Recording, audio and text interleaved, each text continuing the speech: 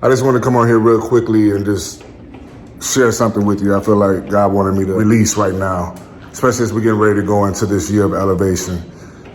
One thing about elevation, and many times we think elevation has to do with us just receiving what God has for us. And sometimes that may be true. But the real truth of the matter is this: elevation will always come with instructions. Whenever someone was healed in the Bible, delivered or set free, they always had to follow an instruction. Go wash in the pool of Siloam. Pick up thy bed and walk. It was always an instruction.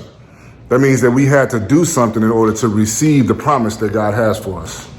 Many of us, we have not already received our elevation, not because we don't know what to do, but because we keep putting off what we know we're supposed to do. But God is saying this is the time for us to stop procrastinating, because if you really want to walk in elevation, you're going to have to walk in the obedience of the word that he has already given you.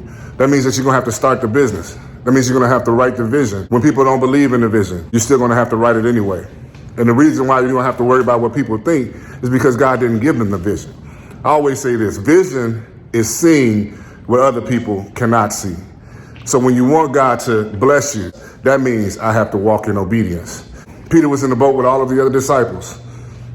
Jesus said the words, "Come." Peter got out the boat and he walked on the water. We know the story. But why did he get to walk on the water? I don't think it was just because of his faith, because there were some people in the boat that still had faith. And we know a lot of people that got that stay in the boat kind of faith. Amen, Pastor G. But something about Peter was different. He had the audacity to get out the boat and walk in obedience to what God had already told him to do.